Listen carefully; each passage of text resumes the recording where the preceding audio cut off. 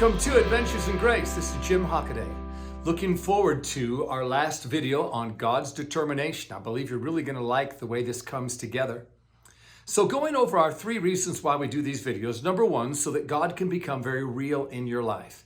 And the more real God is, it just goes to say that it'll be easier for you to trust Him, to act your faith, if you will, or just step out and believe God. Number 3, that you'll have the testimonies from answered prayers to share with others. So before we get into exactly what we're going to get into today, let's go right back to Matthew chapter 11, verse 27 to 30, which are the verses of Scripture in the Message Bible that we always give you to show you that Jesus actually wanted you to have the exact same relationship with His Father. Now, we have the exact same righteousness, the exact same connection to God that Jesus Christ has provided.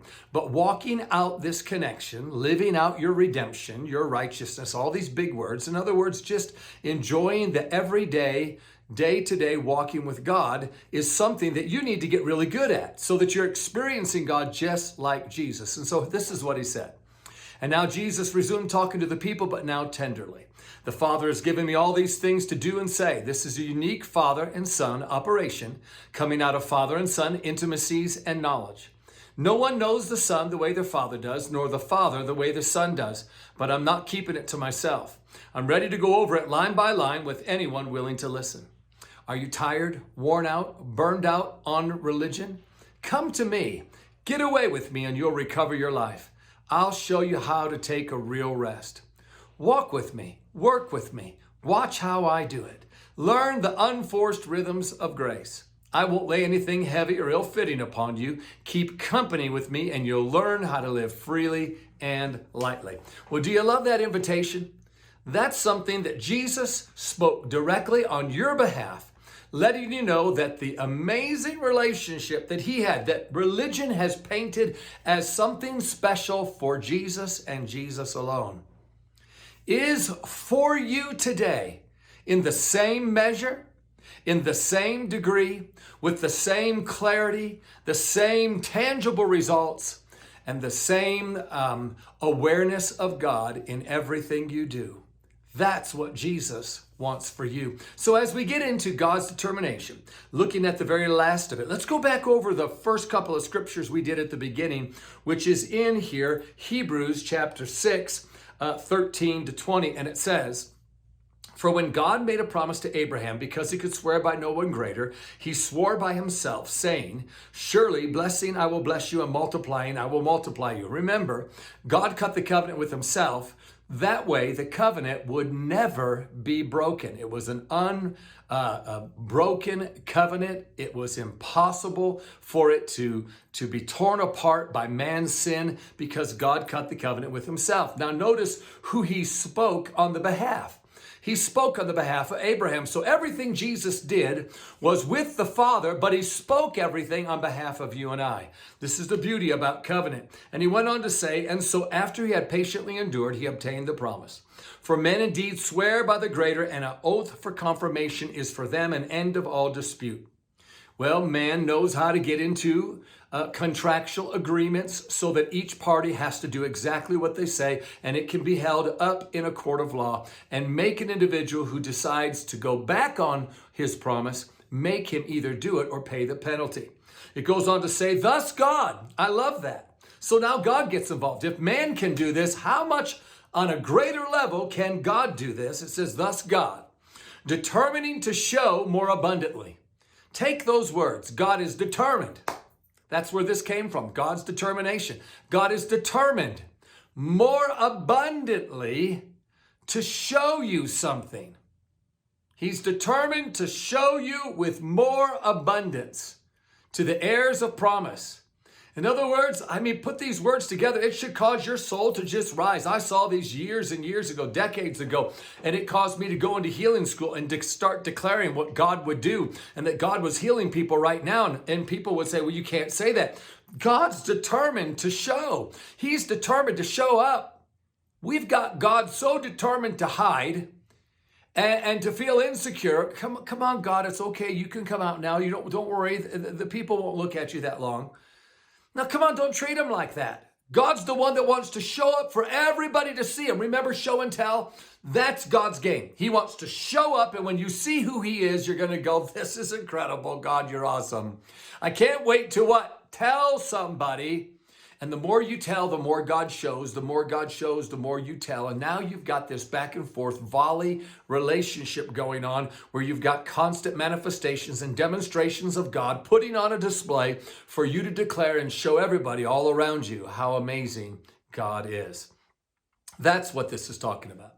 Thus God, determining to show more abundantly to the heirs of promise the immutability of his counsel, he confirmed it by an oath by two immutable things in which it's impossible for God to lie. In other words, he was so determined to show you something that he made a contract that could not be broken so that it would give you the audacity of faith to step out beyond yourself and know that God would come to pass and save you, rescue you, heal you, set you free, even if you stepped on the ice float and it broke away from the shore. And you realize you're so far out now, there's nothing that you can do to get back. You've just got to trust God. Well, welcome to your miracle. That's why God did this. And it went on to say, where it's impossible for God to lie, that we might have strong consolation. That's why he did it, so that you'd have a backbone of steel. We're going to see Abraham do something that I'm telling you what, it just kind of freaks you out a little bit if you put it even in modern vernacular to think that you would put your own son or daughter upon an altar and burn them at the altar and watch God raise them back up just because your covenant partner asked you to do so.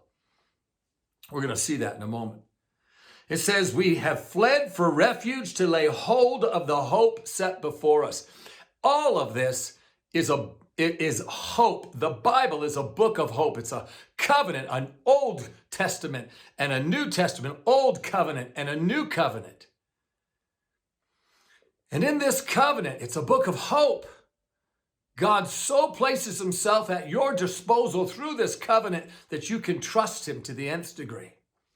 And verse 19 says, this hope we have as an anchor of the soul. I'm telling you, in the day where your mind freaks out and your body wants to resist what you know you need to do, from the smallest of things to the greatest of things, from the healing to walking at your job in a place where you don't want to go because of the difficulties between you and your coworkers, but you still put yourself in that position, believing in the love of God which is in you and your covenant God who will go before you and behind you and make your path straight. Come on, this is the reason why we preach. This is the reason why we've got scriptures. It's the reason why we say things like, greater is he that is in me than he that is in the world. What do we say that for? So we can sit by the shore and ask God to split the sea to help keep us from the Egyptians who are coming against us. Come on, that's the story of Moses. And what did God do to Moses when he acted like that? We're just going to sit here until you do something. God rebuked him and said, you split the sea. Moses said, me? He said, yeah, what's in your hand? And then he realized, oh yeah, the staff. God put his presence in the staff. So what was he saying? Moses, this is for you to do. And while we sit by the shore with all our religion, waiting on God, twiddling our thumbs for him to do something, he gave us a covenant so we'd step right out into the water and dare it to stay the same. And the moment we step into the water and we push ourselves out into that place that seems uncomfortable, that's where God is. I'm telling you, that's where your miracle is. And people don't do this very often. In the day we live, they hardly do it at all because they've got so many creature comforts. They've got so many options with medical science and different things that man has invented. But why not put yourself at God's disposal and live in that realm? That world, that realm, that home Paul talked about, my citizenship is in heaven. That's our home. And he said, this hope we have is an anchor of the soul. So in the day where your mind gives you fits and your body wants to recoil, you've got something that will anchor you into the ground. And it'll cause your soul to have to be quiet, to listen and watch. And that is the covenant that will cause you to go beyond even your mind and find God. And it just ends with this, both sure and steadfast, which enters the presence behind the veil, where the forerunner has entered for us, even Jesus, having become high priest according to the order of Melchizedek. Well, we shared with you some things from Romans in chapter 4 in the Message Bible, which was so wonderful. It just showed us very simply, this was not an Abraham thing. It was a God story. It was what God was doing on behalf of Abraham, and Abraham didn't have to do a thing. If you'll remember, when God cut the covenant in front of Abraham, this is in Genesis chapter 15. We've already done this a few series back, but I'll just reiterate this thought. God told Abraham when he had questions about whether or not he'd inherit the land, he told him to go ahead and get the different animals that were necessary for the blood covenant. Well, Abraham didn't just get these animals, he got the animals and he made preparation for the blood covenant. You say, why did Abraham do it? Because he knew exactly what God was getting ready to do when he mentioned the animals in specific that he mentioned. Abraham was very much, in a sense, you could say Abraham was one step ahead of God.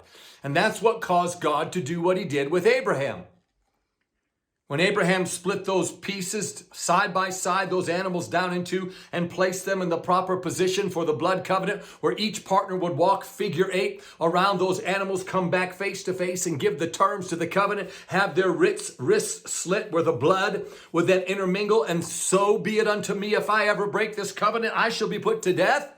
But I give you my word, everything that is mine is yours, and yours is mine, and here are the terms to the covenant. That's what God did on behalf of Abraham, but he couldn't use Abraham, and Abraham was trying to shoo the vultures off that meat.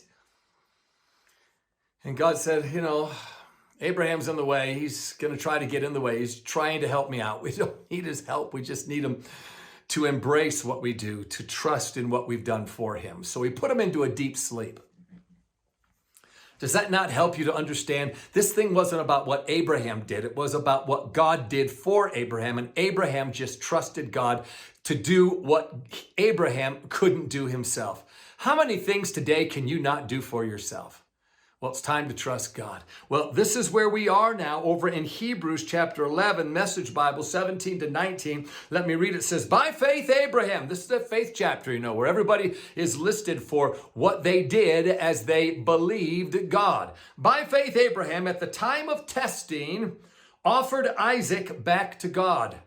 Acting in faith, he was as ready to return the promised son, his only son, as he had been to receive him. And this after he had already been told, your descendants shall come from Isaac. Abraham figured that if God wanted to, he could raise the dead. In a sense, that's what happened when he received Isaac back alive from off the altar. So this is what we're going to say. We're going to say it quickly here. When it says Abraham received Isaac in a figurative sense, that's exactly what happened. Abraham figured it out. He took the covenant of which cannot be broken, the words that were spoken on his behalf that he would have a son. And yes, did it come to pass? Absolutely came to pass. Just like God said, in the timing that God said it would happen. All Abraham did is he just rested in the fact that if God's doing this on my behalf, the least I can do is trust him to do it. No matter what it looks like, no matter what I feel, I put myself in a position where I can't go back, where I trust God, and he does the doing while I do the trusting. That's what Abraham did, and Isaac was born. Well, now he's of age, and God says to him, take your son, your only son, which of course symbolism is Jesus Christ was God's only begotten son. Take your only son on a 3-day journey. Well, 3-day journey would be Jesus in the heart of the earth. Up onto a mountain and sacrifice him. Put the wood on the altar and sacrifice him. Of course, Jesus was on the wood, the cross, which was the wood, and he was sacrificed for the whole world. God raised him up on the 3rd day. You see all the symbolism here. In a sense, you could almost say God was seeing if his covenant partner Abraham would follow through based on the covenant with what he asked him to do, which would then bind God to have to follow through on what he ultimately said from the very beginning of time, that the lamb would be slain from the foundation of the world. It's all there, folks. It's all there. So now God speaks to Abraham, and Abraham just tells Isaac, hey, we're going on a 3-day journey. Let's get going. And he gets the wood, and he has a pack mule, and he has a servant, and they take off for the mountain that they might make their sacrifice. And when they get to the mountain, you can kind of figure it out. I mean, what about if Isaac was saying, hey, Dad, what are we getting ready to do? Well, son, it's just all going to work out perfectly. You watch. You just hold on. We're going to make a sacrifice. God's going to bless it, and it's going to be amazing. Of course, he didn't say you're going to be the sacrifice. But when he left the servant at the bottom of the mountain, he said, the son and I are going to the mountain to worship, and we will be back. What gave him the right to say we will be back? Well, remember, he remembered God said, from Isaac your son shall be a multitude of nations. So that means that God planned on his seed, Isaac, and the continuation of generations being what would bring Jesus even to the heart of the earth. And of course, then we, as the sons of God who trust in him, would continue to perpetuate this message of God's divine love and grace. Well, all right, let's not get ahead of ourselves. Abraham figured it out. What did he figure out? If God asks me to sacrifice him, and yet God has before brought Isaac through the covenant as the promised seed, then the only thing that can happen, and I've got my hand here and I'm figuring it out, the only thing that can happen is once I obey my covenant partner, I will stand back and watch him put my son back together, ashes to ashes, bone to bone, flesh to flesh, and my son will be perfectly alive. God will have to do it. This is the strength of the covenant. Can you hear what I'm saying? He didn't say, when God said, Abraham, take your son, your only begotten son, he didn't say, whoa, time out. God, what are you asking me to do? He didn't question God. He didn't doubt. He didn't fuss. He wasn't full of anxiety. He was in covenant with God, and he instantly obeyed, and he figured it out on the way. What was getting ready to happen was he would sacrifice Isaac, and Isaac would be brought. We say, how do you know he was going to sacrifice Isaac? Let me ask you a question. Have you ever read the passage? How many times did God say Abraham's name to get him to stop when the knife was in the air and he was going to thrust it into his son to complete the assignment? Once? No. If he said once, then we'd all think, well, Abraham was waiting for the first part of his name. Hey, yeah, Lord. No, God said, Abraham. And then how did he say it the second time? Abraham. Why? Because he was going to do it. Come on, when you see your kid near the street, you say, Johnny, Johnny. You got to get their attention, which means he was actually going to do it because he had it figured out that in covenant, you can take yourself past your own ability and past your mind and go right to the heart that God will back you up every time. I can't say this strongly enough, everybody. I want to say it stronger. I don't want to scare you on the video. I don't want to scare anybody in the house.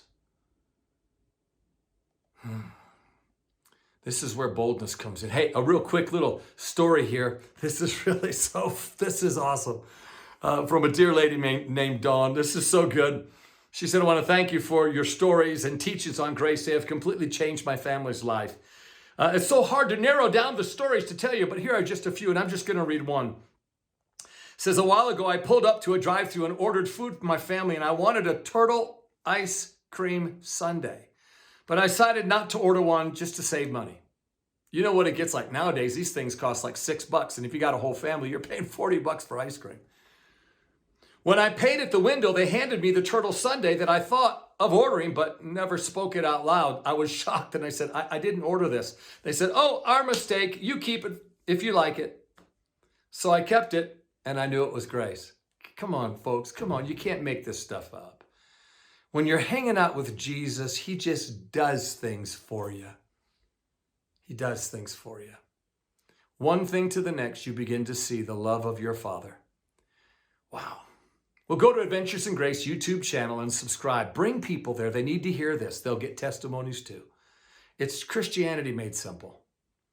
Then you can go to Jim Hockaday Ministry Facebook page, but for sure on our website, jimhockaday.com, you want to go to the email, which is jhmi@jimhockaday.com, and send us your grace stories. We want to share these. It's going to get so real here. In the days and weeks to come, so many stories are going to come in that we'll have to take a whole session just to do story after story after story. Love you guys. We'll see you next. Hey, God's really determined to show you something more abundantly than you could ever imagine.